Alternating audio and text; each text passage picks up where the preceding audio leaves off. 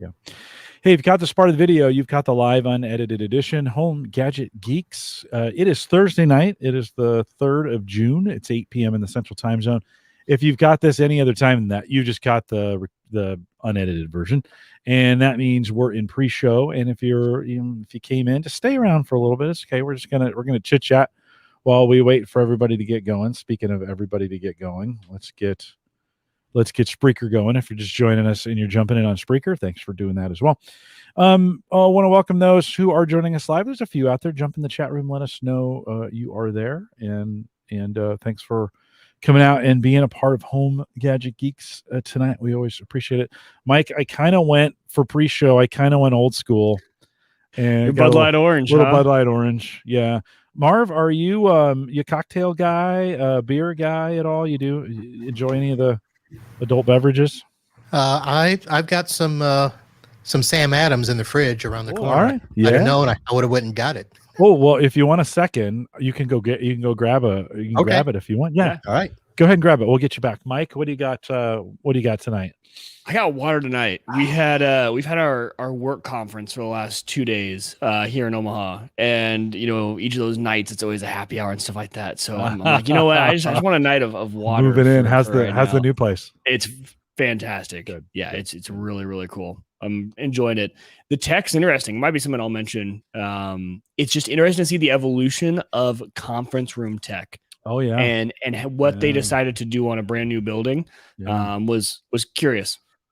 Yeah, hold that. Maybe because I'm going back in too. Maybe we have Aaron next week, and then we have John from Unraid the week after that. I can come back around and talk, kind of return to work. Yeah, like what's changed, because like we had a whole floor open while we were gone, and they've been kind of tweaking the tech. So maybe a good opportunity to hold that. Sounds good. We'll do that. That thought coming up. Yeah, well, that's good. Water is a good staying hydrated. Exactly. That way is pretty good. I, of course, and I'll say this in the pre-show, it was like birthday week for me last week, right? We canceled the show. Yeah. Mostly because I needed it to dry out. Like I was like, for some reason, my family thought that every night was going to be a party that week. So Tuesday night we did something. Wednesday night, which was actually my birthday, we did something. Something happened Thursday. Friday, we kind of took it easy. Saturday we did some things, and then Sunday all the kids came over, and I was like, God, you need a break. Like I'm 53. It's not like it turned 60 or something like this, but it wasn't a big birthday. But man, it was a crazy birthday week. What kind of Sam Adams did you get? So tonight I am doing the porch rocker. Oh, well, I haven't tried that one. Is that so good? Yes. So these are good. I normally am a summer ale guy and a winter ale guy, but they had a nice variety pack the last time we went. So I forgot what the others are. So these are all new to me. So this is the second one I've had, and it's got a nice little twist to it. Yeah, it's like a Radler, or it's like it's their take on a shandy. Got it. Sam Adams' take on a shandy. So you get it's refreshing. Like it's really good. Yep. So yeah, it's a good. You know what? It's a good reminder. That's seasonal. That's super seasonal for Sam Adams. You get it for like 3 or 4 weeks this time of year.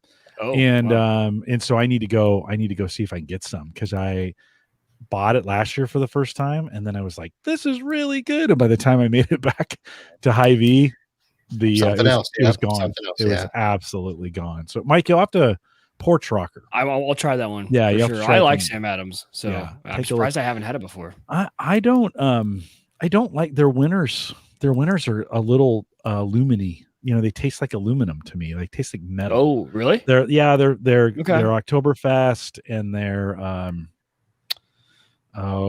they have another winter. No, what do they call it? Anyways, I try not to stray too far away from the mainstays, the winter ale, the summer ale. Yeah.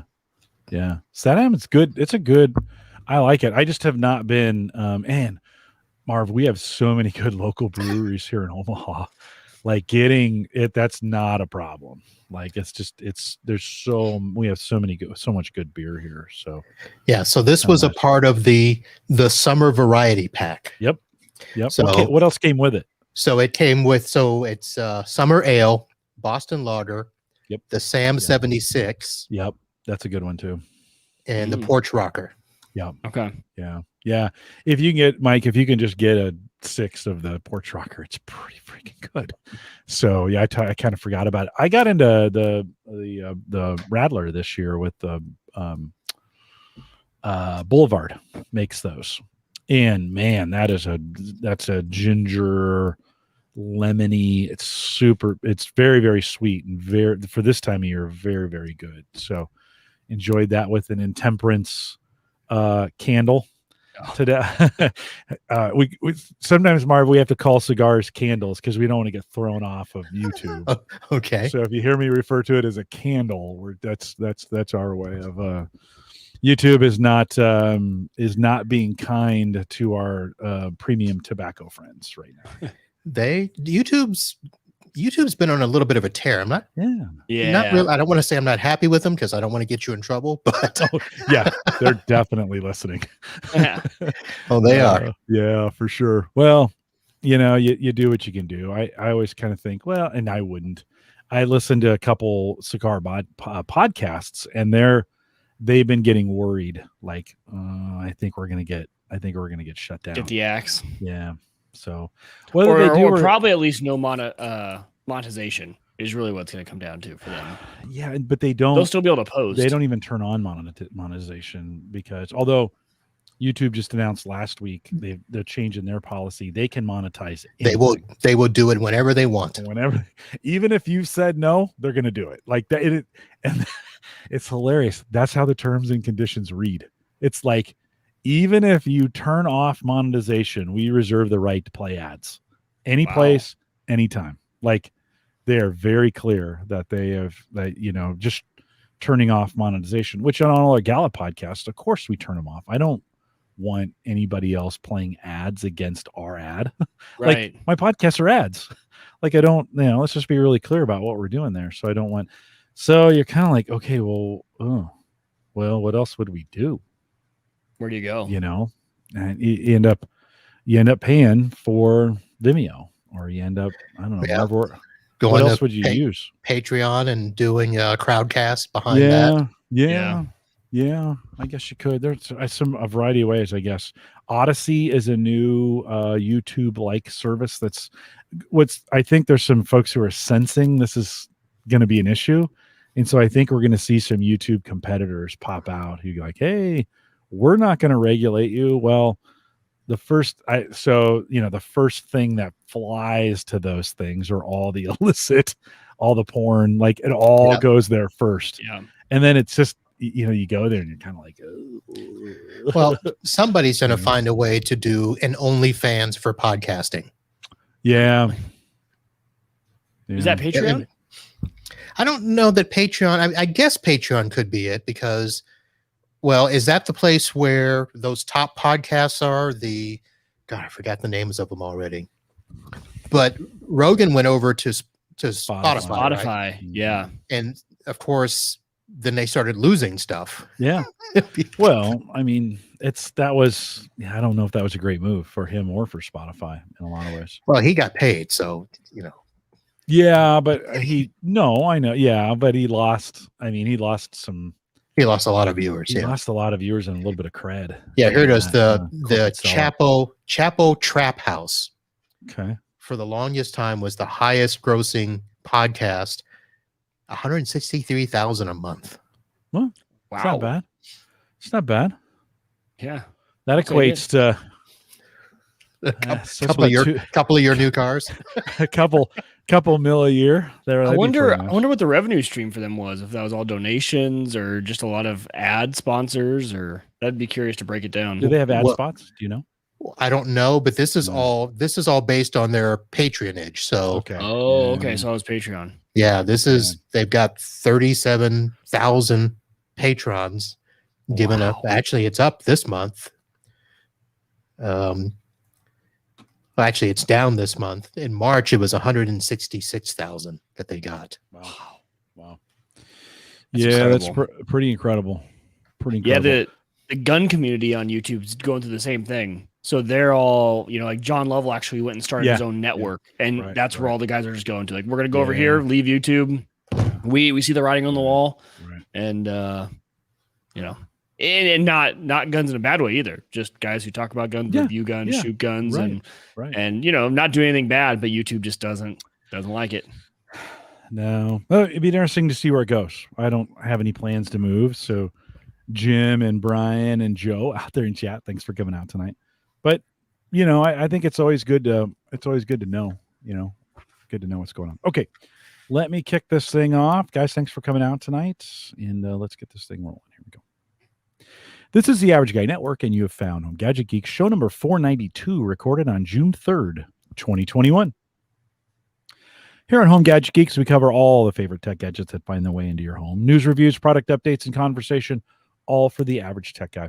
I'm your host, Jim Collison, broadcasting live from the AverageGuy.tv studios here in a beautiful, and Mike, like, everybody complains we never get enough spring, but this, I think this year has been so great in Nebraska. It's been perfect weather. It's been amazing. Yeah, and it was like that nice, cool and relatively dry. I mean, we had like a weekend there where it was pouring on us, but it's been good. Today, actually, right after we just installed a basketball hoop. So I got the boys out. We were shooting hoops for like, 2 hours after work.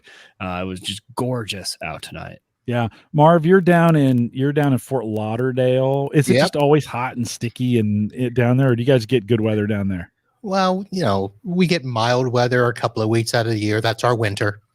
And, and the rest of the time it's hot or rainy. And we're moving into the rainy season. So hurricane season started this week. So we'll start to get the rains coming, and they'll pop up every now and then. Is Fort Lauderdale east or west in the Panhandle? We are southeast. Southeast. Yeah. Okay, so we are in between Palm Beach and Miami. All right. And 4 hours from the Keys, 2 hours from the West Coast. Nice. Yeah, it's got to be it's got to be paradise, right? It's paradise for you all the time. It is. That's what I call it. Yep. And when I proposed to the wife, I let her know ahead of time, we are not leaving Fort Lauderdale. You made it really clear, like, we're staying. I will die here. We're staying right there. Well, you never have to deal with the snow. Mike and I, although thanks to global warming, we have seen a lot less snow, it seems like, in the last 10 years. I've been in Nebraska 30, and the winters were worse. When I used to, Mike, you can make jokes like when you were a kid, you had to walk to school in the snow uphill both ways, right? Is that true? Yeah, I just heard back in my day, like that's what I heard you say, Jim. Like, it did seem worse back then, and I think it's actually getting better. Well, Marvin B is with us. He's from Podnuts Pro, the podcast. We're going to talk a little bit about that more, but Marv, thanks for coming out and being on Home Gadget Geeks tonight. I appreciate it. Well, thanks for having me, and I hope I can be geeky enough for you. Hey, you go by Uncle Marv in some of the circles. Like when you've called into Home Gadget Geeks, that's the name you put there. Is there like, are you just everybody's uncle, or is there some meaning behind that? There is some meaning behind it, but it's basically something that everybody's kind of latched onto. I used to do a conference for junior achievement, and we would have a male and a female co-counselors for groups of about 50 to 60 kids. And the term was mom and pop, because they would be with us for the entire week. But when we started doing this, I had just done it. It was the first year out of high school. So high school, college, I'm like, some of these kids, we're too close in age for me to be your mom and dad. So why don't you just call me Uncle Marv? Oh, I like it. So, that was 30 something years ago. So it just stuck. Yeah. I did that conference for 10 years. And then what would happen is, you mix and match circles. And I'd be at work and somebody would walk, hey, Uncle Marv, and people look over, what's that? So it's stuck. It's great. I mean, if you can get Uncle in front of your name to stick anywhere, I think that's pretty great, because the uncles are always the favorite, right? I mean, everybody's got a favorite uncle. And fun ones, yeah. Well, there's a favorite, and then there's the creepy. Yeah. That's true. There's the That is- weird. that's true. You're right. You're right. I guess there's two varieties of those. Well, you're going to be the great, the awesome uncle for us in this. And Marv, thanks for coming on. Hey, let's talk a little bit about the podcast really quick. Podnuts, spell it for us so people know how to find it. Podnuts Pro, and then tell us a little bit about your podcast. All right, so Podnuts Pro is spelled PODNUTZ. So almost like it sounds, except with a Z. And the network is actually Podnuts Network, and it was started in 2008. And it was kind of, around those beginning of podcasting. And the person that started it, he was a tech, and he was a residential tech guy, and he would go out and work, and he would come home, and he thought, I'm just going to start a podcast and talk about what I do during the day. And so he would do this nightly show back then and just talk. And he just started rounding up techs that would get on and each talk about their day. So the show that I do is called Podnuts Pro. So it is the business version of what that show was. That was the computer repair and residential tech. So I do the business side, and we focus on, all the networking. We focus on vendors in the channel, all the tools and stuff that you would use to, run and grow your IT business, whether it's consulting as a solo tech. I talk a lot of what we call MSPs, managed service providers, so the, companies that are out there doing, multiple offices and, huge networks and all that sort of stuff. So that's what we focus on. And then what's your day job? What do you get paid to do? So my day job is being a network administrator. Even though I have my own business, I have about 35 regular clients, most of them law firms, and I do the network support for them. And we do everything from the desktops and everything, but we supply the servers. We do remote terminal servers. We do multi-office setups.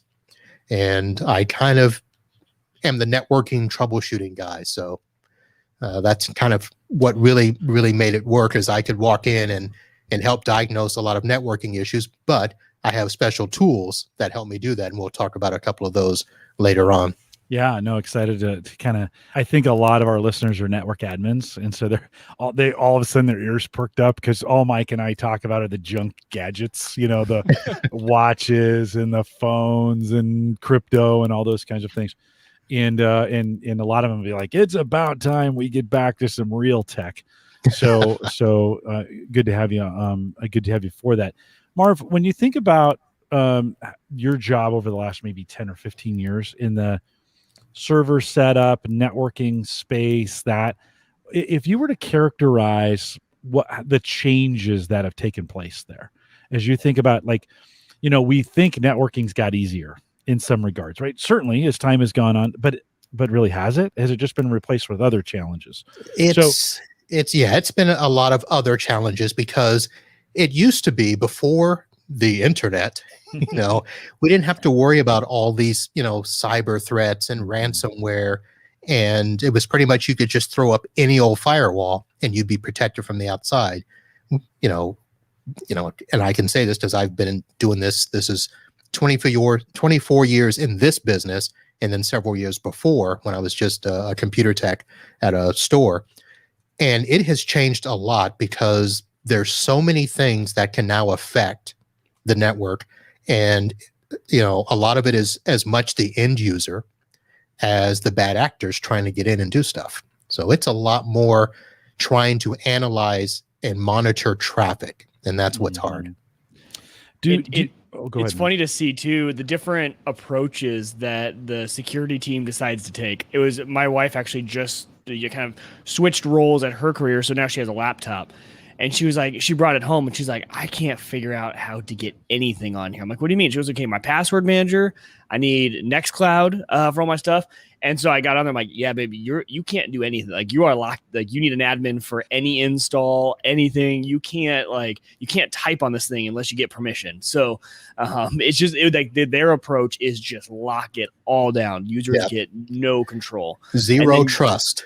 Exactly. And sometimes, honestly, like, we were talking about why that is. And I think, people are starting to get more tech savvy and they start to, do their own things. They're going to install a lot of stuff. And it might be the approach you kind of have to take now to prevent, because the users are going to try and install stuff and it's not always going to be the best stuff. Marv, what approach do you take? Yeah. That's kind of where I was getting to with that. So I have to walk the line, but I would prefer to be on the zero trust side as much as possible. But sometimes the client that pays the bill, you have to do what they want. And so we do lock down pretty much as many things as we can. We don't give anybody admin rights on the stations unless they are a key person or they're in-house IT. And that does frustrate a lot of people because, I don't want to say kids, but, a lot of people entering the workforce now are used to being able to just do what they want. And they are computer savvy, and they think that, now that they can just go on Google and figure anything out and tell them how to set up their own VPNs and circumvent this. It's actually harder now to lock people out unless you take away all their privileges. So I do that. And of course, with what we do, we actually get more tools to monitor things so that if we do give them a little bit of wiggle room, at least we can know if something changes. So if somebody adds something to the network, I know about it. If somebody downloads, too much stuff or is streaming, we know about it. Have those tools gotten a lot better in the past years too? And I say that because I think of things like, I don't know if you use this in the enterprise, but like Ubiquity gear is stuff that I love. And I manage a few Ubiquity sites for friends and family. And it comes into my server, but I love the level of control you get, the analytics you can see, remote management with Ubiquity stuff with the fantastic GUI. And then I see a lot of ads all the time from people like Linus Tech Tips and everyone for these types of services where it's, hey, monitor all the devices in your network, run remote updates. It seems like that's becoming more and more of a commodity and getting a better GUI. Has that changed a lot, or is it still relatively the same? Oh, it's changed a lot, because what these companies are trying to do is put all of our knowledge and technology in the hands of the average user. So a lot of the tools that we would use to monitor and do stuff remotely, just about anybody can do now if you go out and buy the equipment yourself. And Ubiquity is kind of one of those tweener products where enterprise admins who really want to lock it down with, say, the Cisco Meraki line and the Ruckus line, which I use Ruckus, but I also use a product through Datto Networking where I can manage all that stuff with the wireless and all that stuff and change passwords remotely and, block users remotely and stuff. But you're finding, tools like Orbi and, Linksys is putting out cloud products like that. So it is the lines are blurring a lot more. Lines blurring between consumer grade and enterprise grade. Yes. Hardware and software. Is that what you mean? Yep. Yeah. Yeah, because if a kid, guy or girl who has used this stuff goes into an office where they're locked out, they'll just bring in their own stuff. And that happens all the time. And I have to, talk to the owner and say, look, you can't have your people bringing in stuff. Right. And the way I get around it is because there's so much compliance now. I've got a couple of medical offices where we have HIPAA. And my law firms are having to do stuff with security. They actually have to sign off that they're, encrypting their files. They're encrypted not only at rest, but in transit. They're protecting. We've got backup and disaster recovery. And I tell them, if you sign that document and you want me to protect you, then we've got to do it, because the fines that are coming out now and the ransoms that are, happening, if you get infected because somebody didn't do what they were supposed to, you're screwed is pretty much what I say. That's what's been shocking to me is the regulatory landscape on this stuff. Like it's all of a sudden, like you better have policies and controls in place that are, that's been around for a while, but they're getting a lot more strict. And the fines, I think what you said about that is so true, especially in financial services, for wealth advisors, our space, if you have a data breach, that, and especially if you don't follow the reporting guidelines and if your systems aren't up to snuff, they're starting to lay the law down, some smack down there with fines. And I'm like, wow, they're starting to be taken seriously. They have to, because they're starting to realize how easy it is to get to this vital information. And we're talking health records, bank accounts. One of the first clients that I worked with where the biggest problem was the owner, who we would go in and do stuff, and then at night he would go in and undo stuff. And one time he called because their payroll account had lost 200 grand one night because he had decided to give himself remote access. And it was open, and what we refer to as running RDP naked, where that port is open to the internet. Yeah. Right. Anybody can knock on the door. And I said, you can't do that. That's why we put firewalls in. That's why we put a VPN in. Yeah. When I was younger, just 5 years ago, I was one of those kinds of guys that I'd be I'd want to change things, like, oh, I know better. Like, I'm gonna enable this thing on my desktop so I can do these kinds of things, even though I was told not to, right? That kind of stuff. I'd install stuff, even though they told me not to. Oh, I need this program. I'm going to install it on my desktop or whatever, right? Put your computer in God mode. Yeah, basically. Well, and in the early days when we all had admin access anyways, right? We weren't locked down that much. As I've gotten older, and it drives my daughter crazy, I don't customize anything anymore. Like, I don't, I use my computer as it's given to me. It stays pretty much stock. My phone, I haven't even changed, Mike, I bought this, the iPhone 12. I haven't changed any of the pictures or I've installed apps and some of those kinds of things, but, my daughter was mad. I hadn't even turned on dark mode on Facebook yet the other day. She's like, Dad, how can you even stare at that screen? And she grabs it from me and puts dark mode in. Do you find users are, I think you kind of answered this already, but are users getting any better at kind of using stock, or is everybody still trying to push the envelope for all their own things? They are trying to push the envelope. And so much to the point where we've started. I just was going through some stuff the other day and trying to figure out a way to set group policies so that people won't change their desktop picture and they can't install, we take off the games now and we do all this stuff, but we do them as policies so that we can't say, well, why does he get to do it and I can't? And it's like, look, that's the way it is across the entire office.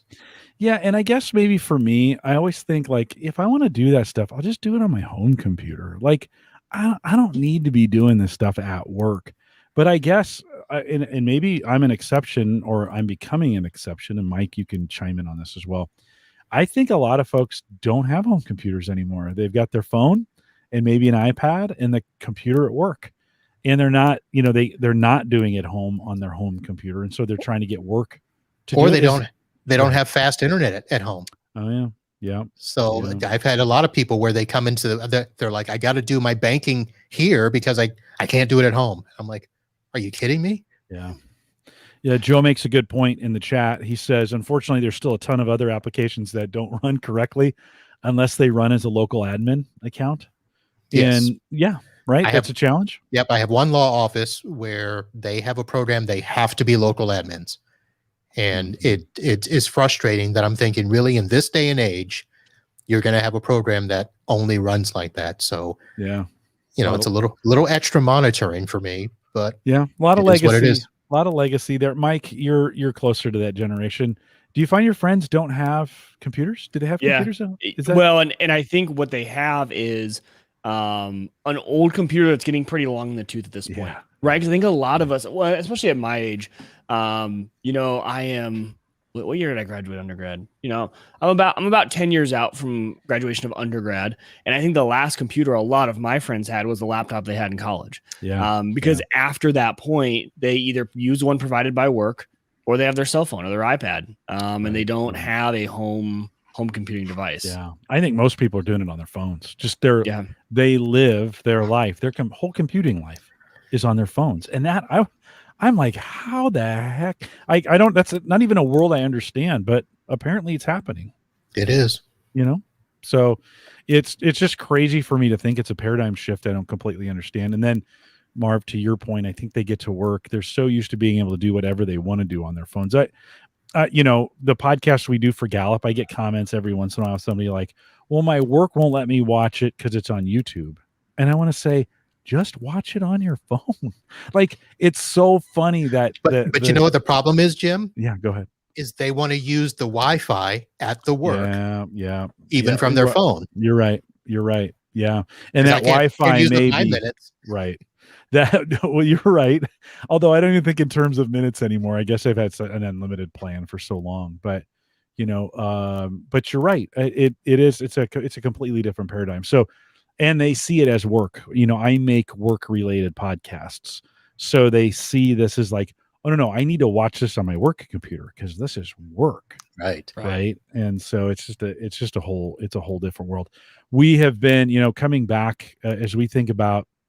And, some of us went home and some of us are now going back into work. As Marv, as you're thinking about, I'm sure some of the businesses that you worked with had to adjust. You probably had. Did you, 15 months ago, did you have to do a whole bunch of things for the organizations that you work with to be able to support work from home? So we had to do a lot for our clients. And it wasn't as bad as some places because our people had already started to work remotely. Like I said, we have a lot of law firms. Mm-hmm. So the attorneys want to be able to work 24/7. So they were already set. So what we had to do is adjust for the staff to also be able to work from home. And a lot of them were doing it in shifts. So, we had to up some VPN licenses or we use TrueGrid is one product that we use for multi-factor authentication and remote access. So it wasn't as bad. Now for my office, I didn't change a thing. I live 2 blocks from my office, 1,000 feet. And for the most part, it's just me and the wife most of the time. And anytime we have people come in, we just, make them wear the mask, swap up at the door. And so nothing changed for me, but for the clients, yes. Do you find now as we're preparing or some are preparing to go back, are there changes you're having to do just for that? So the only changes really are clients that made the adjustment thinking it would be temporary. And now here we are, 15, 16 months out, and they're still working remote. A lot of them haven't gone back yet. So now they're trying to figure out, okay, if we need to make this permanent, we've got to make some changes. We have to do some bandwidth changes. Because in the beginning, if people had poor bandwidth at the house, they were like, oh, well, suffer through it. Well, now it's been over a year. They're like, I can't keep suffering through this. So, so we do have to make some adjustments there. We need to, there's some software that we left inside the office that they now want to have access outside the office. So we're trying to make a few changes there. We're probably going to have to throw a few applications in the cloud 100% so that they don't have to VPN to do it. But these are some fat legacy software. So it's, it's not easy to just throw up. It's not like we're throwing up, Word docs and stuff like that. All those legal tracking systems and contract management systems, I'm sure. Yes. Case management where those vendors had no plans to be in the cloud, but now they need to think about it. Yeah. Are you seeing a fundamental shift of storage from local on-prem to the cloud? Did this speed that up? Did it do anything to change that? Not really, because my clients, at least my clients, most of them are stuck to their vendor. Okay. So unless they change vendors, they're not going to change their storage. Right. So part of what we need to do is get them more robust remote access. Now, I do have one client that we're looking to move them up to the cloud, but we're probably going to take their physical infrastructure and duplicate it in AWS and VDI, and they'll just move from, a terrestrial station and they'll log into a remote desktop on the web, but it'll function for them just the same. Marv, how do you feel about taking desktop computing and making it completely cloud? I don't like it. Why? Part of it is because it becomes harder to troubleshoot when there are issues. And it's not as simple as a lot of people think, where it's just, throw more resources at it or just spin up another server. Mm-hmm. It's delicate, because if there are issues, well, you're working completely in the cloud and you're at the mercy of whatever cloud platform you're on. So I've got one medical office that they went from local to the cloud, and then they switched programs to the cloud, and they were using the Citrix connector. And we always update all of that stuff. And so one night the Citrix connector updated and they couldn't get in. And the company's like, well, you got to go back. So we had to, literally go back and do all this stuff. But they did an update themselves for their software, and we ran into a whole bunch of other issues that I couldn't help with because it was on their server and they didn't want to do anything, or they wouldn't admit that it was their issue. And that's where the finger pointing begins. And the client's frustrated. They're like, just fix it. It does add a level of complexity when you're thinking about troubleshooting. That's a good point. Mike, would you, from what you do, if you had just a thin client, no matter, like if you just carried a thin client with you and we're always just, remoting into your desktop in the cloud for the power for what you need, would that be convenient, or would you prefer to have a laptop still? That's a good question. I think I would still prefer the laptop, only because of connectivity. I don't know, like connecting into that server, if you don't have internet, and I on the road in a plane, be able to knock out stuff when you don't have full internet access. But I wouldn't mind. Everything I do is not very intensive. Right. But I do like, one thing we're going to talk about in a few weeks, but just to kind of hint at it is, with our new building, the way we've structured everything is all of our conference rooms have a camera connected to a TV, and you plug in a USB, and then it gives you access, and it all connects also to the big telecom phone system. But that connects through Zoom. So you can use a really nice intercom camera that zooms in and out automatically. But you need a laptop, right? Each individual conference room doesn't have its own computer. So for us, everyone needed the laptop, and anyone who was left on desktops had to get switched over. It does scream a little bit of kind of the decentralization in that the network, if everybody's centralized, if we're all accessing our desktops in the cloud on servers, and to your point, Citrix decides to not let us in, it's a single point of failure. Whereas I may, if I'm working on a laptop and I'm distributed, then, well, at least my laptop still works. I may not be able to get to some of the business functions, but might be able to get to a web browser and be able to get some things done, right? So that decentralization or can work in our favor at times. Marv, any other thoughts on that? Oh, yeah, but we don't have all, we don't have all night. No, a good point. I think it's a great conversation, and I think it's worth, a lot of things changed in 15 months, and a lot of things stayed the same. Yes. And so I think sometimes we're thinking there's been a complete reset, and I think sometimes people feel like they're going back as they go back into the office, like, this is different, and it's actually, no, it's probably the same. Right. Although that being said, I know at Gallup where I work, we use the time to reset a bunch of things internally that weren't being used, but we knew we would need them again. And so it was like, hey, let's use this downtime to take advantage of some of these things and get stuff upgraded while it's not so hard. And then once we get people back on campus, they'll be ready. And I think they did a nice job of that. Marv, anything that you can think of that where you could take over the last 15 months, you could take advantage of and get upgraded like that and be ready for folks coming back? Well, for me, the big push was to be more robust with things like the firewall. Letting people know that, look, you're putting more load on the firewall with people connecting remotely. And, I just had a client. So on Friday, they emailed that somebody couldn't connect remotely because we do geo blocking of countries. Oh, Yeah. and Yeah. an attorney was out of the country and they were in Guadalupe, and I had to go in and open that up. And then Monday they were blocked again because they were in St. Martin.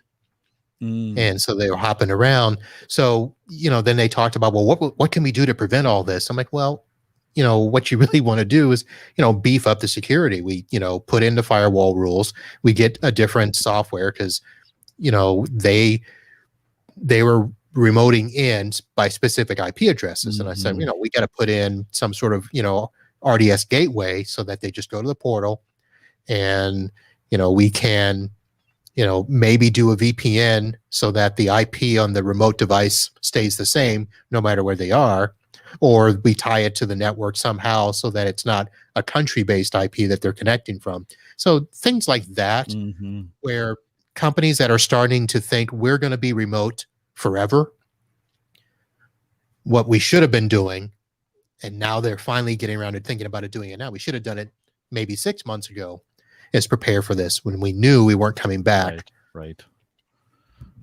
Yeah. Are you seeing a lot of people stay remote? Yes. Okay. And it's interesting because it's planning for that for the future. I think the employees are demanding it because they're seeing other companies do it. And so now they're coming back to my clients and saying, we want to work remote. And, most of my managing partners and stuff, they're older and they're like, no, you're going to come back. Yeah. And they're like, all right, I'll go work for somebody else who is providing that. So now they're all thinking, okay, we got to obviously make this an option in order to keep people. Yeah. It's definitely the trend. I mean, but there are a lot of people the same way. Yeah. But there are a lot of people that are tired of working at home, and that was me. That was me. Yeah, I could not wait. I just went back last week, and I was just like, my wife's like, "You're a different person," like the energy is just like, I'm just like, "Ooh, I'm back." See, and I'm the opposite. I love being home. Like this year has energized me in ways. Now I've also gotten seriously fat, but it has energized me in ways that I didn't think were possible. And I think everybody responds differently to this, and you got to go with, I think, whatever, some organizations are going to say you got to, some are going to say do whatever you want. We just at Gallup, we're releasing a big report, State of the Global Workplace, which comes out mid-June. One of our findings in the polling that we did around the globe is a full one third of the planet changed jobs during the pandemic. A full third, 33% changed jobs. Like we've had this massive migration, right? I think and I'm not predicting, this is not a prediction because I don't do those kinds of things, but I think we're in for another third in the next year.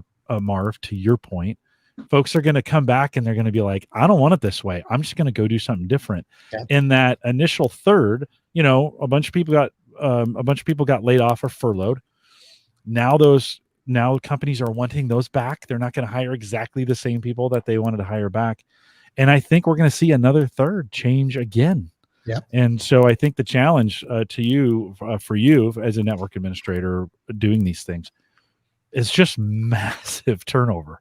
I mean, I don't think like we've ever seen before in this country or around the world. It's going to be crazy. Marv, that's going to make life difficult for you from a provisioning standpoint, right? You've got to provision them off and provision them back on. Yeah. And sometimes we're doing the same person. They left a couple months ago and then they're coming back. Yeah. And, if you've, deleted their stuff, they're all coming back. Where's my stuff? Well, you left. So it's a revolving door in some sense. Now, law firms, we're kind of used to it. That happens a lot in certain law firm industries. Legal defense is a churning mill a lot of times, so they're kind of used to it. But others,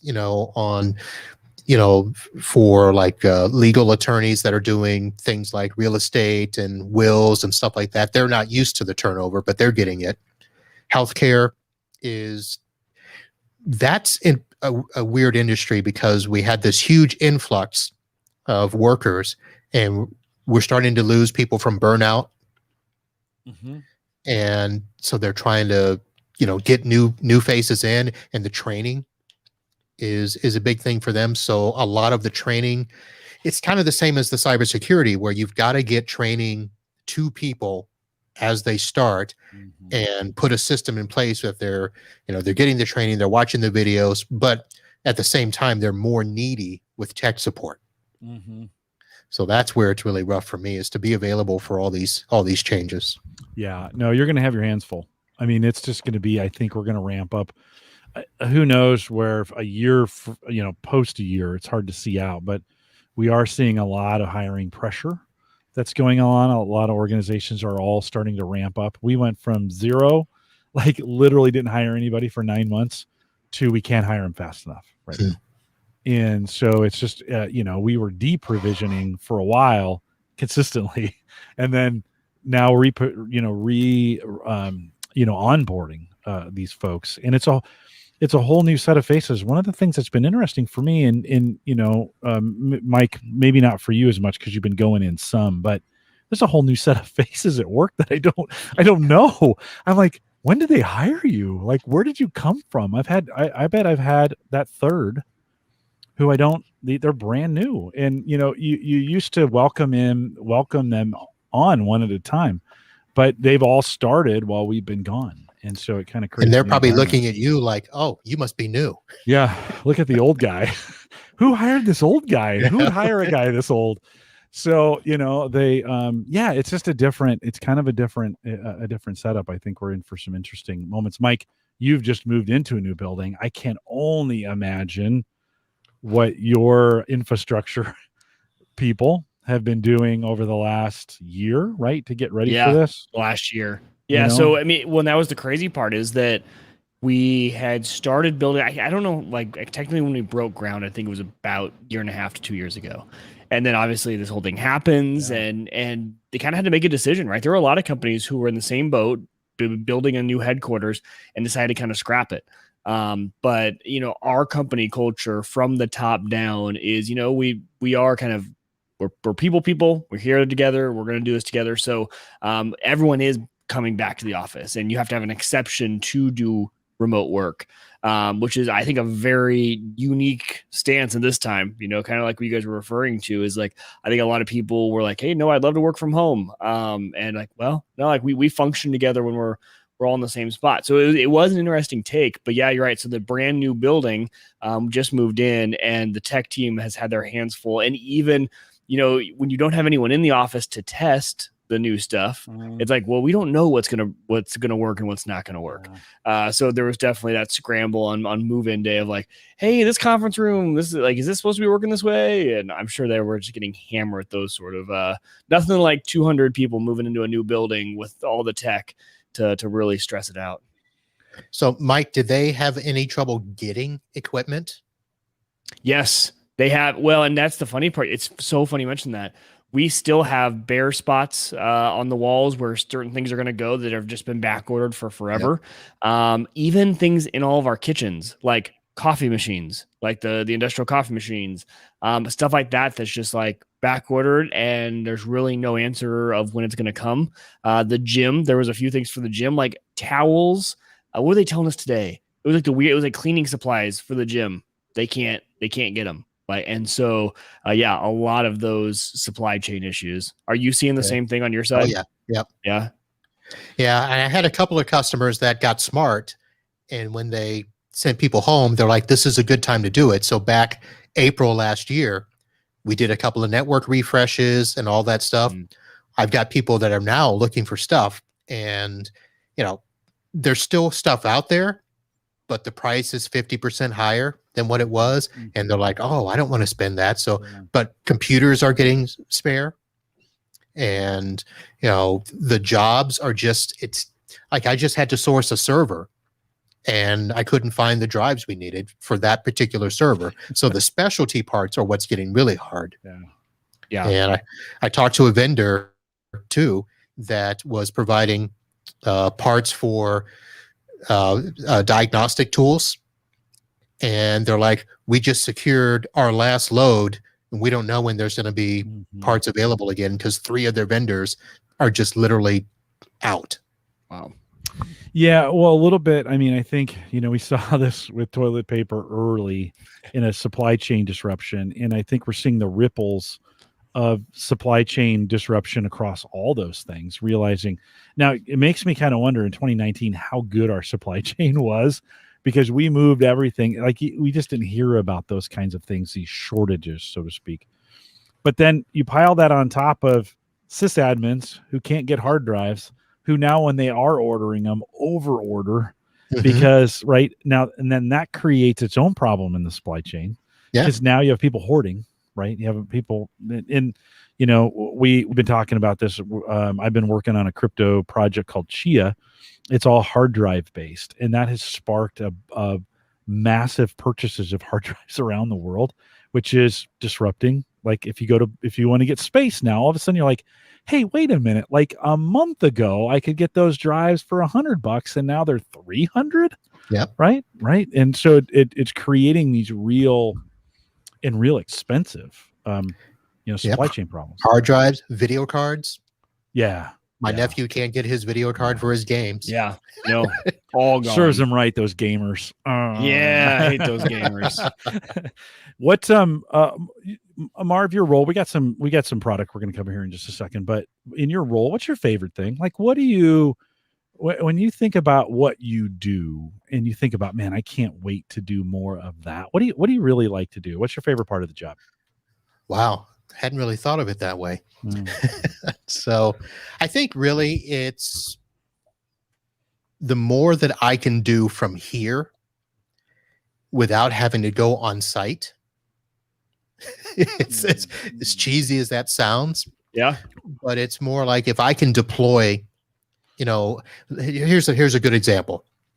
So years ago, when I would have to deploy a new remote server for a client, and, let's say it was 70 profiles, it would take me, a week to do that and transfer the profiles and stuff like that. But now I can do that, pretty much. I start on Friday night installing the new server. I start moving profiles Saturday, and by Saturday night or Sunday morning, done. So that they're ready to work on Monday, and everybody's transferred over. All their stuff is there. So things like that I can do so much faster, much more, I guess, economical in a sense. That's pretty much it. Anything that I can find that makes my job faster, easier, better. Yeah. Well, it related to your customer too, right? I mean, that's great customer service when you can set it up, provision it, take it down Friday afternoon, have it ready on Monday morning when they log in, and it works. Yeah. That feels good, right? You're like, yeah, my stuff rocks. Yep. Right. And I mean, that feels pretty good. And that Monday is the one time they appreciate you. And then by Tuesday, you're nobody again. No, right on. How come the PC load letter? What the hell is PC load letter? Right. So yeah, it is one of those, but it is nice. I think on the networking side, at least what I've watched, I think some of the tools have gotten better. Certainly bandwidth's gotten better for most, I think, for a lot of folks. And so it allows us to do more, to do more faster. Not in every case, but I think maybe in a lot. So yeah, good. Hey, let's ask you about some tools. I asked you to come with a couple favorite tools. Yeah. Let me put these up on screen here so we can take a peek. You've got a couple. Well, I guess maybe I actually have to show. Hold on, I got to pull this out. Which one do you want to start with, Marv? It's up to you. We should start with the Domotes tool. Okay. Because you mentioned earlier, the Wi-Fi and people being able to bring in their own devices. That's probably the biggest issue that we're dealing with, is the BYOD, bring your own device. Mm-hmm. And so Domotes is a product that I started using probably a year and a half ago, 2 years ago, before the pandemic. And you can get them in the box that you have shown there, but you can also get them now as an app built into the Synology NAS boxes. Oh, okay. And you can install them on other stuff. But this is really, it's a network monitoring system. And for what I use it for, it's really to monitor what comes in on the network. So if somebody adds a new device, I get an alert, and Domots will tell me what the IP is, the MAC address is. In a lot of cases, not all cases, it'll be able to tell me what the device is, manufacturer, if it's a workstation, if it's another router, or things like that. So this has been a big tool for me. The other thing I like about it is I used to have to manually configure IP addresses and MAC addresses for Wake on LAN. So if somebody's computer was off and I needed to turn it on, I would have to make sure they were in my script or my text file. With the Domots, every device that's configured for Wake on LAN, I can just go to the device, hit Wake on LAN, and it wakes it up. So I don't have to manually keep a list anymore of that. It'll also do some other things. It'll do a network speed test every few hours. So if you've got a company that, they've got something like a broadband connection that goes up and down and people are complaining, you can kind of get a history of what the net speed has been, over the last day, week, months, and stuff like that. And there's some other features. I use managed switches in all my networks, so I can see into the switches. And most of the switches, I can see what device is on what port. I can see the traffic that has gone back and forth over the port. So if there is an issue with utilization, I can kind of narrow that down. And this is all, once that box is on site, I can do this remotely. So I don't have to literally drive to the office to see what's going on the network. So that's kind of a little network monitoring tool, right? I mean, that you can gives you front end to what's going on, allows you to log in, look at it. Hey, at $99, can this, would you recommend for a power user who wanted to use this at home? Could you use something like this at home? I mean, you could. I don't know. It's weird because this box. So I had a discussion about this last night with another tech. So they liked the box, they liked the idea, but it doesn't do enough for them. But they're, they're an MSP that deals with enterprise clients, and they need much more insight into stuff. For smaller networks, like a home network, this might be overkill. But if you're a geek and you want to, be alerted when somebody, is outside your house connecting to your Wi-Fi, this might work. Steven in the chat room asks, how does Domos, and it's spelled for those listening audio, DOMOTZ. How does it compare to Flingbox? Flingbox. If it's the Flingbox, which is an evolution of the network ping tool, it's kind of the same thing. It'll go out and kind of scan the network. The difference is you don't have to manually scan. This constantly scans the network. So as devices come on the network or go off the network, you can be alerted. So for instance, I have this set up that if a server goes offline, I know about it. If a firewall or switch goes offline, I know about it.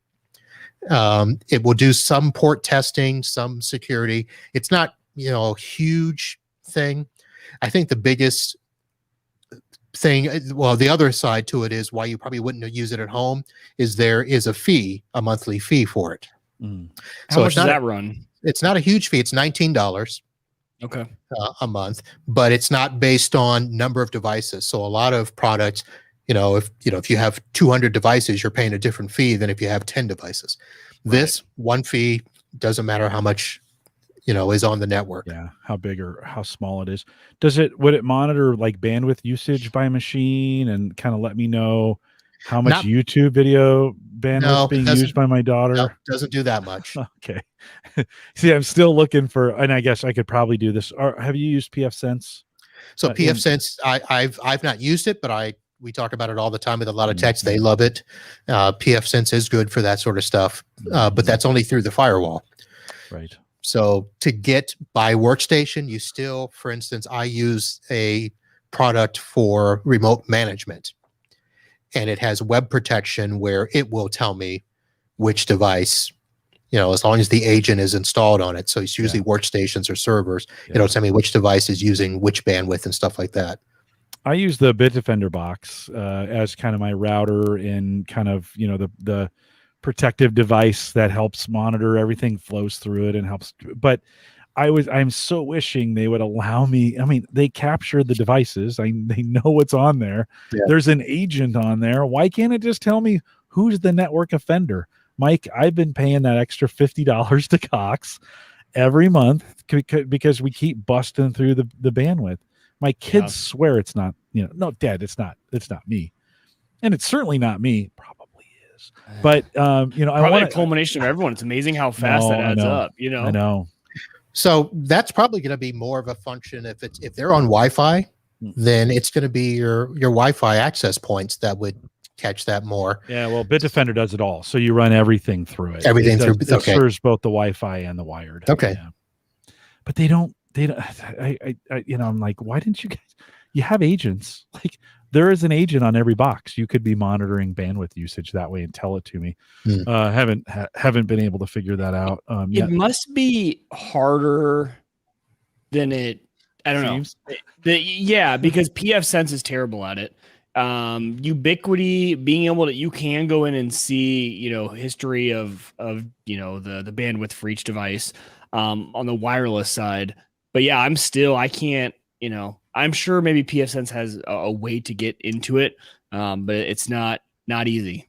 I can do overall network bandwidth. I can look back at my history day by day, but device by device. Yeah. Well, I'm close. We're at like for the home user, I think it's harder. Home use is tough. We just actually, so I installed a product called SysKit for a company. They wanted to monitor their remote users, and the cost, just to give you an idea, it's at $199 per server, and they have 5 remote servers that they're doing, and they initially wanted it for knowing when people logged in and logged out, because they were afraid that people were logging in and not doing anything, but just saying, yeah, I logged in and worked.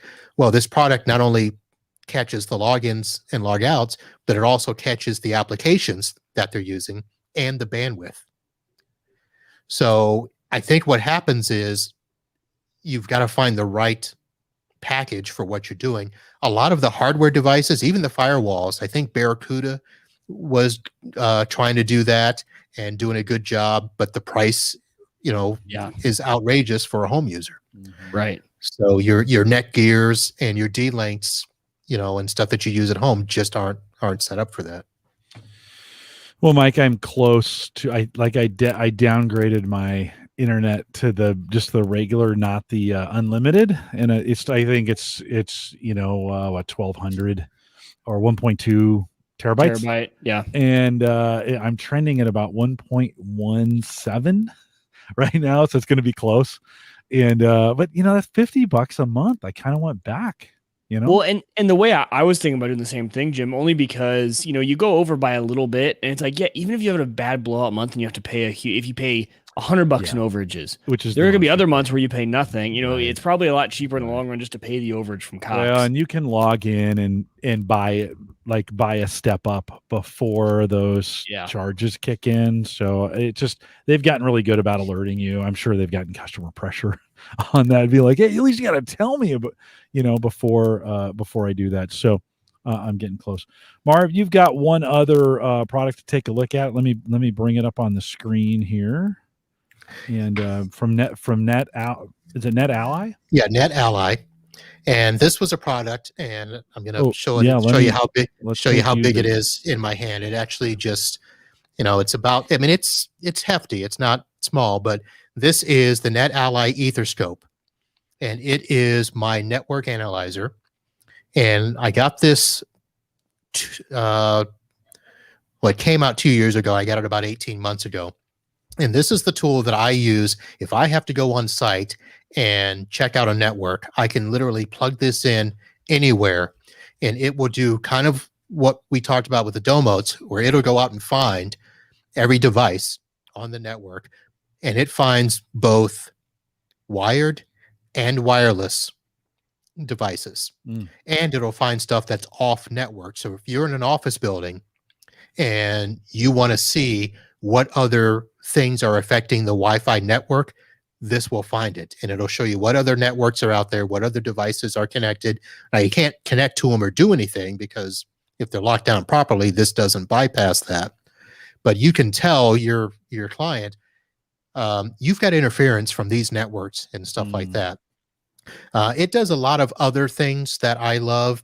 So it will take an inventory and upload that to a website called Link Live, so that I can go back and see a change over time of what devices were configured where, what devices were connected to what switch, what's off network, what's on network. So if somebody comes in and says, why is this not working? And then you say, well, what's changed? And they say nothing. You can go back and say, okay, there are 3 more devices connected to that port than the last time I was there. So that's good, but it's got the basic stuff. It's Android based. So there's a lot of apps that you can install on it. So you can do everything from your ping test, your path analysis. You can actually do capture. So I use it for a lot of voice over IP troubleshooting. So you can stick it in between the phone and the network and see what the calls are like. There's testing stuff like iPerf. So if you want to test packets over, the network, I can connect it to another device, either there's a test accessory or another link runner tool that I can actually test the performance to see, is the cable doing what it's supposed to be doing? Some basic, cable testing. It's got some Wi-Fi tools. There's probably 100 other apps that I've not even looked at. How much does one of those run? That's like a full featured. So this is kind of pricey. So this is I would basically say this is the Cadillac version of these set of tools. There's tools that start at $399. This tool, I think it's right now like $8,500 on Amazon. Wow. But it's something where, because it's hardware based, it's not your laptop, because people are going to say, look, I'll just install the stuff on my laptop. Well, your laptop could, be, wonky one day. You could have a network issue, a software issue, things like that. This is pretty much the same. People can't argue with it. Yeah. Marvin, a zero trust environment, though, if you want that thing to interact with some of the servers or whatever, I imagine you have to go in and enable that to actually work then? You do, but what this is not really to go in and analyze like the servers. Okay. It's more of a network connectivity. Okay. And to make sure that things are moving across the network the way they're supposed to. Got it. When you said inventory, I was kind of thinking it may also pull off some information from those devices that are on the network. Well, it'll do SNMP monitoring. Okay. So you can get in and see, you can tell uptime, and if you're doing switch analysis, it'll tell you if there's errors on the switches. That's another good thing, where if people are complaining about stuff, you can see if there's cables and switches dropping packets. So you can do that. Is there some place? So where's it we saw it's got a network port on it, and it seems like all this power coming out of one little network port on that thing, right? Is there an optimal place to put this? Like, as you think about or the networks you're trying to test, is there an optimal place to plug that thing into? So you usually want to plug it as close to the trouble area as you can. Okay. So, for instance, I'll use this a lot of times where a client will say, I've got a medical office where they're on their iPads all day. And they're telling me, well, this iPad keeps dropping. I keep losing network connection. Well, I'll just go to wherever. I'm like, tell me where it drops. And then I can sit in here and I can connect to the Wi-Fi in order to do a Wi-Fi analysis right from here. Give me, all the basic stuff like your signal strength and everything. But I can see, is there utilization? Is there interference?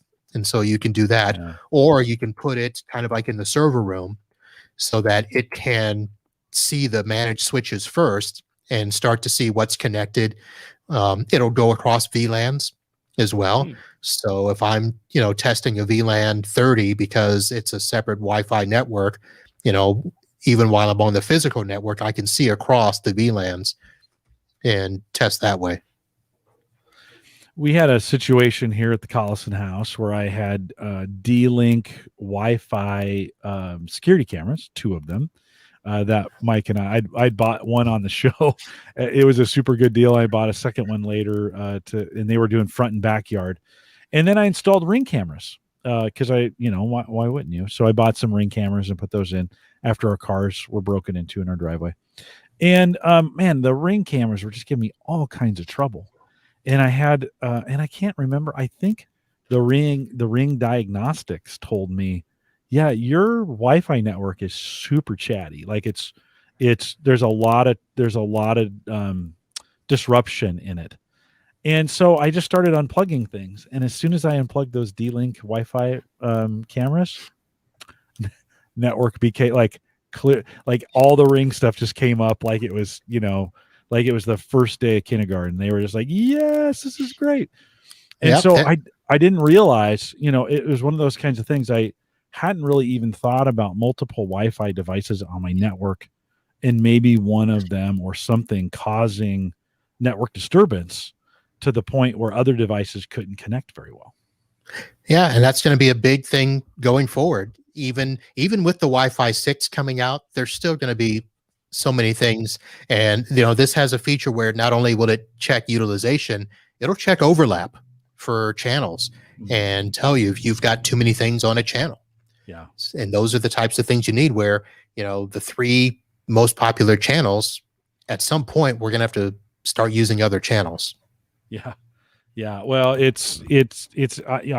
downloaded a network analyzer on my Surface. Let's see if I can get to it here really quick. Now I think it's called WinFi, WinFi. Okay. WinFi. And it just connects to the network and then starts to give me the various Wi-Fi devices it senses and what their signal strength is and what channel they're on and kind of utilization of them, what it can see, of course, right? From that standpoint. That I got interested in that after I figured out it was these D-Link cameras that were causing the problem in here. And so they're sitting in this drawer right now. I want to use them, Mike. It's killing me because I'm like, I could so use those things, but no. Well, now you got me thinking about mine. I'm still using mine, but it's outside of my patio. So maybe it's far enough away. I think it depends on what Wi-Fi it's connected to. Yeah. Interesting. From that. Go check so that out. I see a question in the chat about does this support 10G? And the answer is yes. So not only does it do your copper testing, there's actually a fiber port in here. So if I ever need to test a fiber connection, I can do that. Of course, it's got the Wi-Fi built in. It actually has Bluetooth, so I can connect Bluetooth devices to it, cameras, keyboards, and type on here. I actually will, this takes pictures. And so a lot of times if I'm doing troubleshooting and stuff, I'll take a picture and draft out an email right from here, send it on its way. Wow. And nice to be able to do all of that without having, to lug around the laptop and the tablet and all this stuff. And I just pretty much walk in with my phone and this and do as much as I can.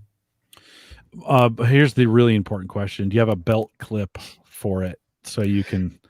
So it came with a holster that I don't use. Right. Because what I did was I can probably barely see the bag behind me. So I actually have 3 tools like this that I carry this along with. Yeah. So I've got a mini version called the Link Runner. That's a mini version? Yeah. Yeah.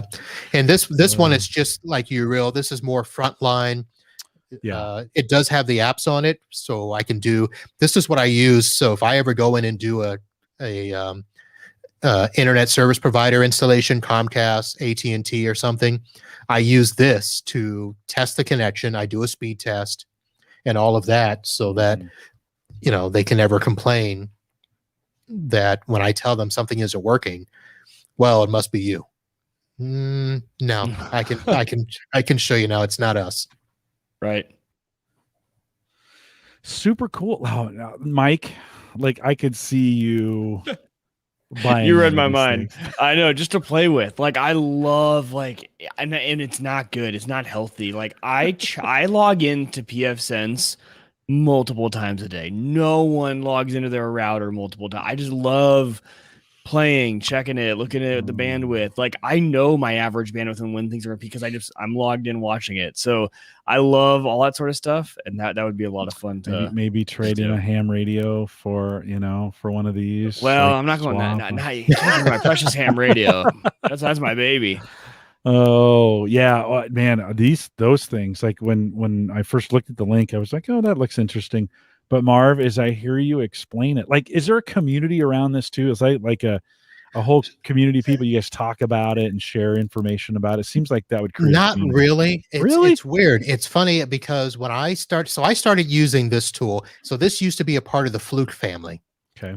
And the only reason I got into this was I got tired of arguing with cable guys when something wouldn't work. And so I went out and bought a tester. And then when they came out with the network stuff, so this is like the 7th generation of tools that I've used. And there really isn't the community. And one, because of the price point, it's expensive. So your average technician is not going to get this. Even the $400 version, I should have put it over here so I didn't have to move away. No worries. But it's it does basic stuff, so it's still pricey for what it does. But the reason I love them is because they are consistent. They of course they do fail, but as long as they're working, they do the same test over and over and over, and there's no user error. That can be done with it. But there's not the community, so there's starting to be a community now because they're coming out with now that they've had this out. This has been out, like I said, about 2 years. So now people are like, oh, now we're getting into some cool stuff. Because like I said, there's a ton of apps that, you can do with this. It's not only can it do, there's Dropbox on here. There's your speed test. There's FedEx Mobile's on here. I have no idea why FedEx Mobile is on here, but it's got the browser. So I'll use this to, I'll browse into firewalls and routers and stuff while I'm there and do that. So it's got the Google. Oh, look, Google Earth. Don't know why that's on there. Well, maybe now, is this open Android? Is there like an app store? Can you add whatever you want? No, you can't add on there. There's an app store, but you can't add whatever you want. Okay. So it's got to be approved. But like I said, there's hundreds of apps on here. Got it. Yeah, Steven says that FedEx one. This is what I thought too. It's for those RMAs, right? So you can RMAs. Okay, there you go. You can track like your packages. Like, hey man, I need this. The switch needs to get in here ASAP. When is this thing getting here from FedEx? Right. So, well, they must get some feedback from the community, and for all these, like, this seems like this is a nerd tool that's ripe for a super crazy engaged audience that's always asking them for more.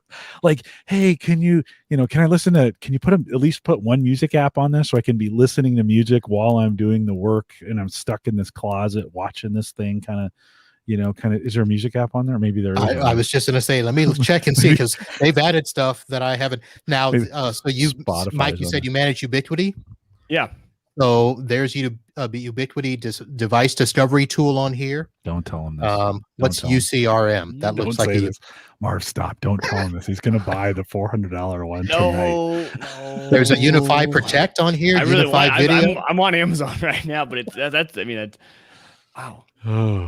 There's a lot of stuff. Oh, look, WhatsApp Messenger. That's on here. Really? Yeah, well, there's a lot of folks using WhatsApp to, there's a lot of organizations using WhatsApp to communicate with their customers. Yeah. We don't see that here a lot in the US, but Asia, WhatsApp is big. So they're all on it. It's crazy. Yeah. There's a lot of stuff. My Australian friends are always like, hey, well, no, I can just WhatsApp you. And I'm like, what? Like, really? So I think the United States, we're one of the few who don't. Marv, that's super cool, by the way. That little piece, like, that is a gadget. You're now, even though you said you're not a gadget geek, you are a really expensive. Well, I'm not a home gadget geek, but a tech gadget geek. This is It all counts. It all counts, kind of across the board. Hey, Mike and I are coming on your podcast, I think, and I was trying to remember when we had that scheduled. We're going to record. It won't be live, right? Or will it be live? Yes, it's live. Oh, it's live. Yeah. So if folks wanted to join us from here and come over to Podnuts Pro and listen. What's the best way and can you remind me when it is again? Yep, I'm looking you up right now. It Okay. looks like It's in 3 weeks, right? Yep, Yeah. June 23rd. Okay. June 23rd, I think. Is it 7 p.m. Central? Is that it's a Wednesday night, 7 Yep. p.m. Central, 8 p.m. Eastern. Yep. And I do it live. It streams live to YouTube and the Facebook. And if you just want to remember podnutspro.com/live, that'll be the link there. And you'll do a better job. I did not update my live page tonight. And so like everybody had to everybody who made it here tonight knows just to come to the YouTube channel because they know probably 3 out of 4 Thursdays I always forget to put the little update on our live page. You won't do that, and so join us. I did it once, Yeah. and I said I'm not going to do so. It's on my checklist now when I do stuff. So when I set up my StreamYard, I immediately go over to my pod page and change those links, both for the guest and for the live show. But of course, I tell people, look, if you just subscribe to the YouTube channel or the Facebook channel, then you'll be notified as soon as Same thing here. If you subscribe, then because I always set up the YouTube a day or two in advance, you'll get notified that the live show is coming up. So super good. Okay, so June, what was that date again? June 23rd. June 23rd, 7 p.m. Central, 8 Eastern. Podnuts.com/live. Podnuts Pro. Podnuts Pro. Podnuts Pro. Let's get that right. Still with a Z. Pro.com/live. Mike and I will be joining you for some super cool conversation, and we'll be bringing to your audience some of the ham radio nerdery I think that Uyghur is into, plus a few other things. Maybe even have a little crypto conversation in there as well. We can do that. My listeners, they come for the tech, but they talk. They're the Star Wars geeky stuff that I don't do. They do. So they'll eat your show up. Well, we are looking forward to it. As long as we don't talk Traeger grills for an hour. Well, I'm glad you warned me because it's something we've done. Now listen, you're getting on sacred ground here. Yeah, I am really struggling not to drop $1,000 on a grill. I can't do it. I'm going to do it. I'm not going to do it. I'm going to do it. I'm not going to do it. Is it the new smoker grill? Yeah. I just can't do it, Marv. I just can't do it. I won't. I know. No, and some won't, but some should. And I probably should as much as I grill. So Marv, if you were to give one bit of advice to a sysadmin today, like, and maybe even somebody who's only been in the business a couple years, as we think about letting you go here, what kind of advice would you give to somebody now, knowing what you know now about the business? What kind of advice would you give somebody maybe just getting in right now? So it's funny you should mention that, because I actually spent the beginning of this year talking to some newbies in the industry. And the advice that I would give is to try to just narrow your focus. Our industry is so big right now.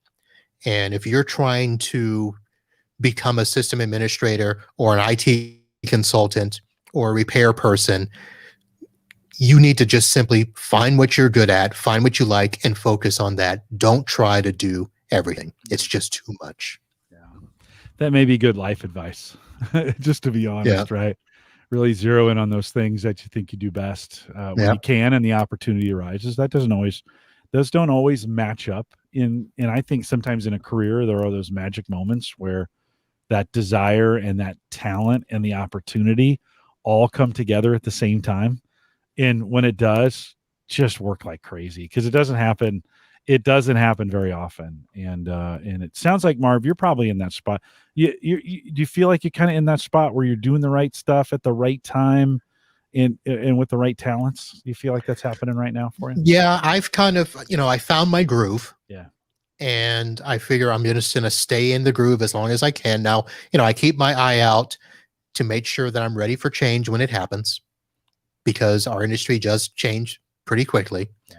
But I found my comfort level, and I know when to tell a client, nope, we can't do that, or to take on a new client that I know is going to be, a frustrating client and they're not going to want to listen to me. You know what? I don't need that aggravation. Yeah. And at the same time, I don't follow the trend just because everybody says it's hot. I'm good. Mm-hmm. I'm good. I'll watch it, see if it really pans out, because a lot of times it doesn't. Mm-hmm. I think the focusing thing is good even for just our average home guy who helps, family and friends out with technology. I find myself like, oh yeah, I can help. I know a little bit about that. I know a little bit about that. It's like there's so many things you can help with if you just group tech, right? Even you get into like drones, home network, like photography, all of that. And I've learned to just stop saying, "Oh yeah, like I might be able to help with that," because you've got to focus kind of your time on what you're really good at. I think that's good advice. I think that applies actually even outside of new network admins or whoever it is. Yeah, especially when you're just starting out, because Yeah. you could find yourself, and it's not just the rabbit holes. You can find yourself stuck in a problem that you can't solve because you didn't know. Mm-hmm. And you don't want to get out because you don't want to look bad. Right. But then you've diverted all this time away from what should have been your bread and butter, especially if it's money related. Yeah. Because if you're spending all this time over here not making money on something you shouldn't be doing, well, you're not making money with stuff you should be doing. Yeah. So you're double, whammy in yourself. Well, and I think the key, and Lopta alludes to this or Andrew alludes to this in the chat room, in that oftentimes the part of that equation is opportunity. And if you live in an area where those opportunities aren't there, it does make it more difficult, Yeah. So always great. Well, Marv, thank you for coming on. I met you, just so folks know, I met Marv on Ask the Podcast Coach. So every Saturday morning for the last 6 years, I've been doing a podcast with Dave Jackson called Ask the Podcast Coach. We don't talk about it a ton here on Home Gadget Geeks, but Marv came on and we started talking, and then I can't exactly, Marv, I can't remember if you asked me or I asked you or we did something and we just connected. And I was like, we got to get you on Home Gadget Geeks. Like, we got to get you talking about this. Yeah, I forget. I've been, lurking around there. Yeah, go ahead. And well, you had started mentioning that as a podcaster, listeners complaining that you would talk about the weather too much or something. And I'm like, wait a minute, I talk about the weather on my show too. And and so that's what started the conversation. And then we just set up a time and chatted and said we should do each other's shows. Connected, and I really enjoyed spending time with you. And it's been great having you on. If I ask you back here at some point in time, would you say yes? Would that be all right? Sure. All right. Awesome. Yeah. As long as the wife gives me Thursday nights free, I'll come on. I like to ask that live so that you can't say no, because you'd look terrible if you're like, no, I'm never coming back. Right. Oh, trust me, I have no problem saying no. Well, Marv, I appreciate it. We'll let you drop. Thanks for coming on tonight. We're looking forward to being with you on the 23rd, and we'll encourage everyone listening, head over to podnutspro.com. I got it right that time, /live. And join us live on the 23rd. Marv, thanks for jumping in. I appreciate it. Mike, guys, and I will close things up here. Thanks for having me, and I'll see you in a couple of weeks. You bet. Have a good evening. Bye, Stay Marv. safe. All right. Stay safe and stay well. Mike, really quick, as we're on our way out here, and let's see. Hey, Marv, go ahead and go. You can close out if you want. We can let you go home. There he goes. It's been a crazy week in crypto, and I got a few things to talk about. So we'll talk about that in the post show, which we'll do here. We'll do here shortly, and then a couple reminders about what's coming up. Erin Lawrence is here next week, and we're excited to have her in here sharing some things. She actually just put a really cool post out on Twitter asking, what should I cover when I'm with Mike and Jim? Mm-hmm. And so if you haven't done that, I retweeted it. Check Twitter at Jay Collison, and you can vote on. And there's 4 subjects, and 2 are leading the way by far at this point. So, well, I cheated. I just said all of the above. That was my response back. I didn't pick one. I said I want to know about all those. You did. I think van life is one of those in there as well. So if you want to. It's always great to have Aaron on. And then the week after that, John Pisano from Unraid, from Lime, right? Is it called Lime? Is that right? Did I get that right? Lime Tech, coming in to talk Unraid and the upgrade. I had actually invited him when Unraid went through their I'm stupid. I can't believe I even thought about inviting him after the upgrade.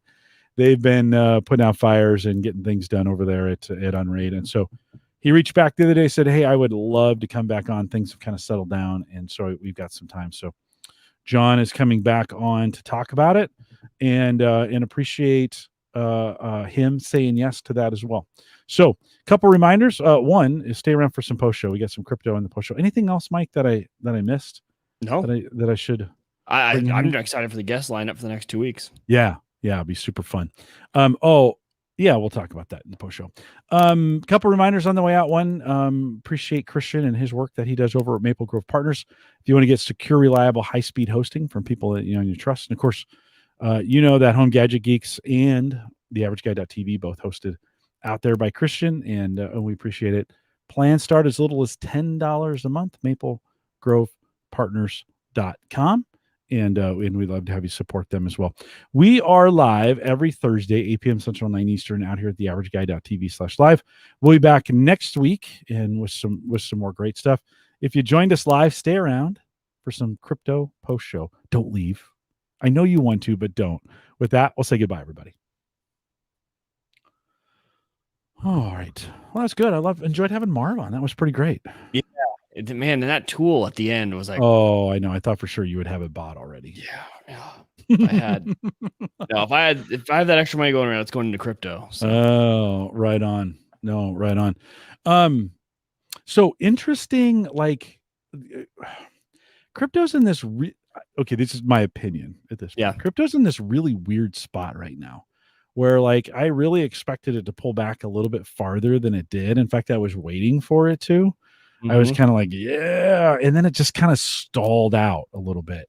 Yeah. And we got this really weird, I don't know, Mike. It's got this really weird vibe right now. Well, I'm glad you feel that same way, because me and my buddies were talking about the same exact thing. And I was trying to we couldn't, just like we're doing right now. I can't find a good way to describe what's going on, but we were talking about things like, okay, you've got obviously everything that went on with Elon Musk, right? And the pumping and dumping and the SNL not going as planned for Dogecoin fans, right? So you've got that kind of aspect of it. And then you've got everyone, again, we've had like the revitalized get rich quick scenario with crypto that we went through a long time ago with all the altcoins. Now it's back happening again, where everyone's just they're all pumping up these really, nothing altcoins, and the early guys are getting rich real quick, and then it only lasts about a week. So you've got that going on. Mining is in kind of still kind of a steady phase, and so it's just, I agree, it's odd, and I think the switch to Ethereum too is still gearing up some excitement around Ethereum. But yeah, it's a weird time. Yeah, it is. By the way, I think it's a good time to get in. So we didn't mention this in the show, but if you're thinking about jumping in, now would be a great time. They just offered another one of those, get a couple bucks if you watch a couple videos on Coinbase. And so, again, it's not a lot, but it gets you kind of in and thinking about some things in there and to get educated on. And I have I've spent a bunch of time just kind of watching. By the way, I've done nothing. Like I am in the same exact position I was at the beginning of the year. Like I have really all this talking of this, and I have done nothing. Oh, see, we're always opposite. I know. Every time I'm not doing anything, you're like, I'm dollar cost averaging in, I'm doing all that stuff. And I've been not a few days ago, so 2 Sundays ago, was when the market for this last run bottomed out, and I jumped in again. Oh, good. And I've just been finding those times. It's like, why not? Yeah. No, I've watched it as carefully as I ever have. I just have done nothing. Well, yeah, because I was stuck in this paralyzed thing for a while too, right? Where it was like, because I was like you, I thought for sure it was going to keep going down. Yeah. And then something in me, I was like, you know what? Even if it does, that's fine. It's kind of a midway point. Well, now that I know you bought, I know it's going to go down. So that's a definite. It will, exactly. Yeah. As soon as the show's over, in fact, it could be plummeting right now as we speak. Yeah. Now that Thursday night, it always tends to go down, but I got in at 1900 2 Sundays ago. On Ethereum? Yeah. Yeah, nice. Yeah, that's good. Yeah, here's the problem. I sold at 17. And, on its first run up, I sold at 17. And so I've got this weird benchmark. Like I don't want to buy back in because then it's kind of admitting defeat in some regards, or I made a bad decision. Bitcoin, I sold at like 37. So, and that's about where it's right now. I think it's been you're right. Going back and forth between 35 and 39. So it doesn't make much sense. I was holding on to that cash thinking we would have a major, like as crazy as things have been, I thought it would pull back another 30 or 45% on this. And I'd be like, yes. And it didn't. Good for you for making that jump. I did on Coinbase. You can convert over to Ethereum too and stake Ethereum today. If you do that, it's locked. Like you can't trade it. You can't get it back. So you have to be, that was a decision that I didn't, I didn't just do in about 10 minutes. Kind of thought like, okay, do I want to do this? They do give it does earn interest while it's locked. Okay. That's air quotes. It's not really interest, but let's just say that's what they call it. So everybody else kind of understands what it is, about 6% on it, which is not a lot, but kind of wanted it to be there. I wanted to see how this was going to work. If I were to do it again, I probably wouldn't have done it all that way. Like I did everything I had in Ethereum over to Ethereum 2. Now, what it's caused me to do is just watch this conversion, watch this fork a little more carefully than I probably would have if I hadn't done this. So again, it's okay. But it's just in a weird, like for the first time ever, I'm starting to feel, let's just put it that way, some cracks in Bitcoin. Like, I'd agree. You think, it's well, and that's a good point because the other thing we didn't really talk about was there's been a renewed what do you call it? In eco-friendly focus on crypto, of like how bad it is for the world and that the energy costs. And man, I even saw Chia was getting torn apart by a bunch of guys who did the math on how many SSDs are getting chewed through and how many hard drives get chewed through. It's insane. So there's just been a focus on that lately. So I agree.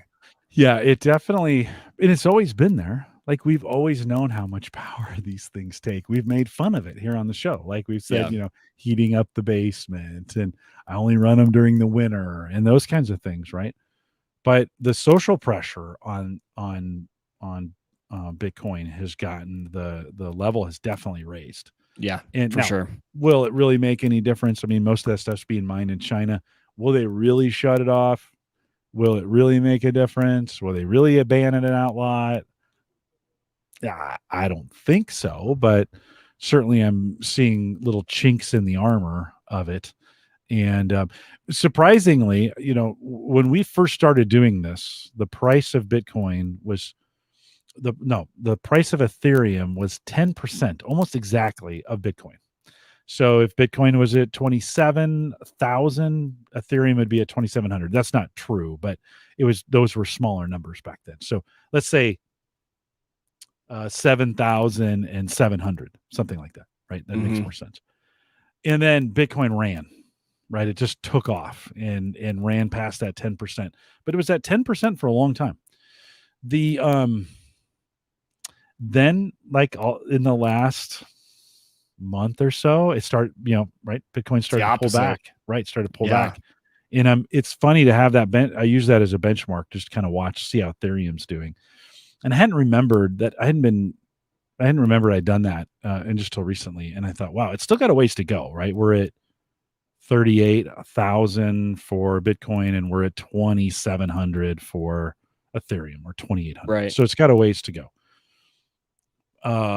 But man, it's a lot closer than it used to be from that perspective. So it's just kind of it's just kind of interesting. And I'm kind of wondering if this is which bubble will go first. Is kind of what I'm kind of wondering. Like when we think of which ones are you talking about? Well, I think real estate's a bubble for sure.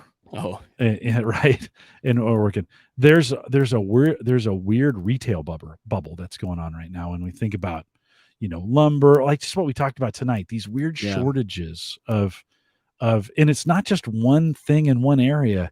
We just have this weird stuff going on with it that's kind of creating this, like, I want to say this kind of this retail bubble of sort, right? Gas the other day, Yeah, earlier yeah, that week. well, yeah, energy a little bit. I mean, Yeah. that could become. I don't think it's in a bubble state now because it was so devastated during the pandemic. It's going to take a while for that to come for that to move up. But from a shortage perspective, yeah, right. When we think of those kinds of things, I still think crypto is a gigantic bubble in a lot of ways. Like that the air could come out of that thing pretty fast in it.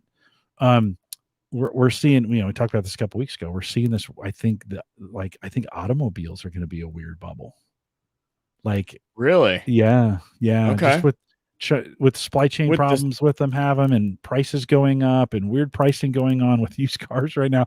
Like, it's just a weird thing. It's just weird. So you kind of wonder if I was reading an article this morning that said that many millennials who've bought homes during this last pandemic are now starting to see, like, oh, maybe I shouldn't have rushed into this because they bought a house that was too expensive. They waived in many cases, they waived the inspection to get the house. And now they're making a big mortgage payment. They have big problems they have to fix because these houses just got sold to them, many of them with a lot of problems. And maybe the economy ahead looks interesting. They want to change jobs, and we talked about those kinds of things, right? So we got all this stuff kind of going on with it, and you just kind of go, no one thought in 2008 the real estate or the mortgage bubble that was created with all that with the way they were packaging those mortgage securities would cause the financial crisis. Nobody would have said that. I mean, there were people kind of saying it, but nobody would have collectively said, oh yeah, this is going to lead to the worst financial crisis the United States has ever seen. Nobody would have said that. And sometimes now when I say these kinds of things about these bubbles, oh no, like it can't, right? I feel like it's 2008 all over again, or even 2000 when, we were seeing these .com traders in the day trading frenzy that really started in 2000. It's not a new thing. Day trading on crypto isn't a new thing, right? It's just a repeat of what went on in 2000. So you get, it just feels weird. I keep waking up thinking, remember in January, I think it's 2018, when we woke up and Bitcoin was plummeting. Yes. And we were like, well, dead cat bounce and, oh, it'll come back. And that's kind of the way I feel right now. Like, okay, at any moment, and I'm not a doom and gloom guy, but I wasn't born at night and it wasn't last night.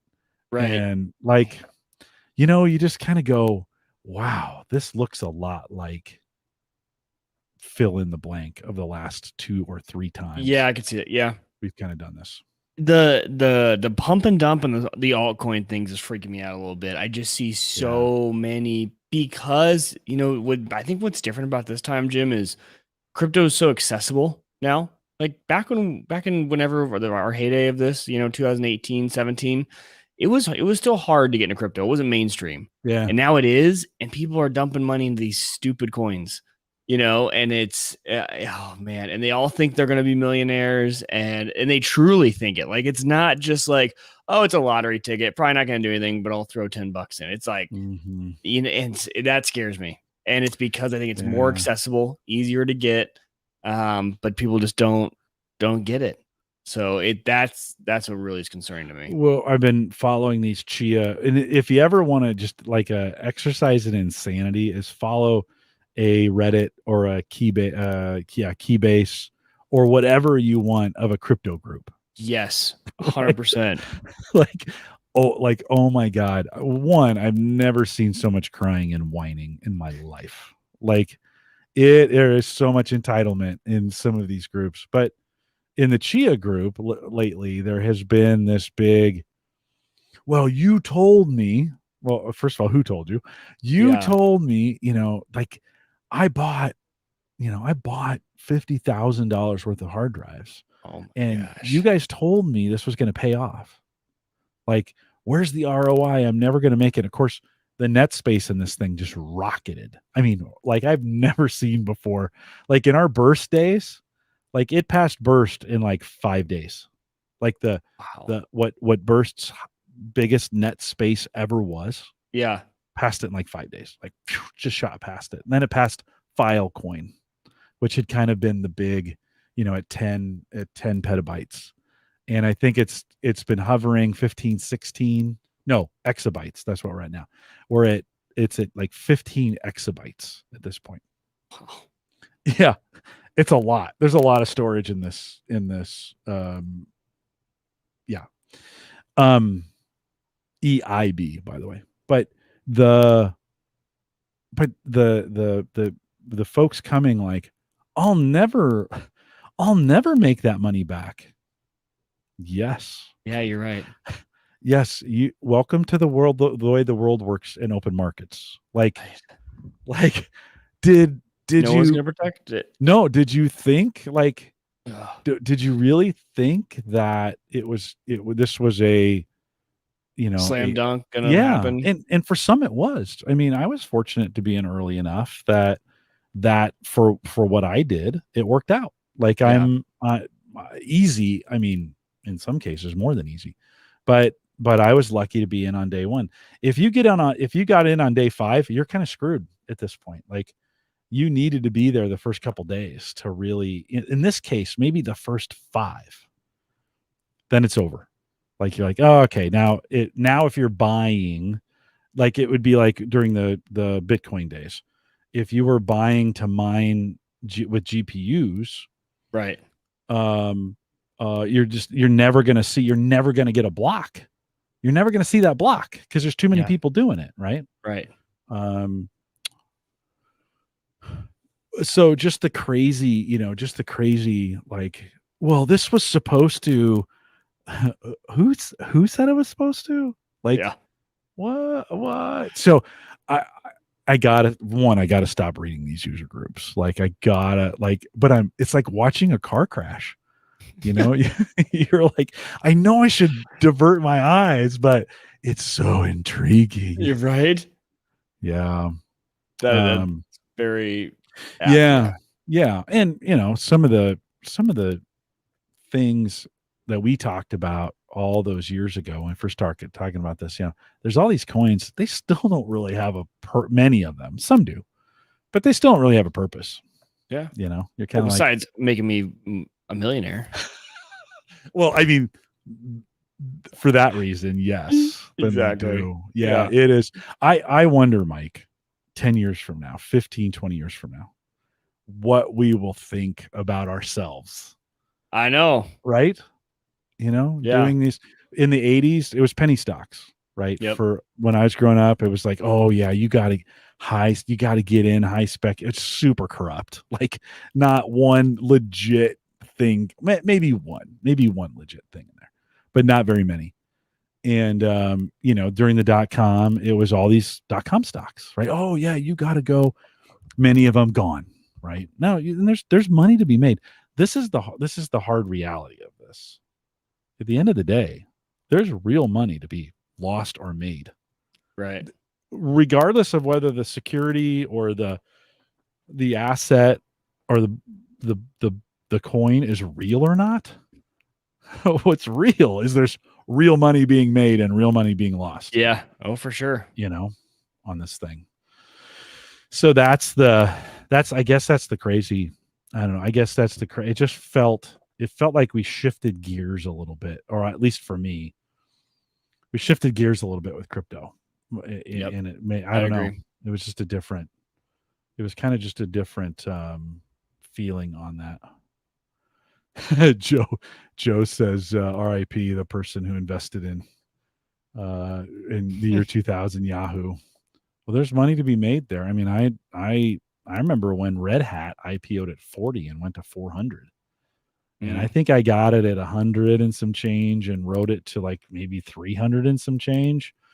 And I thought, oh man, I hit the freaking lottery.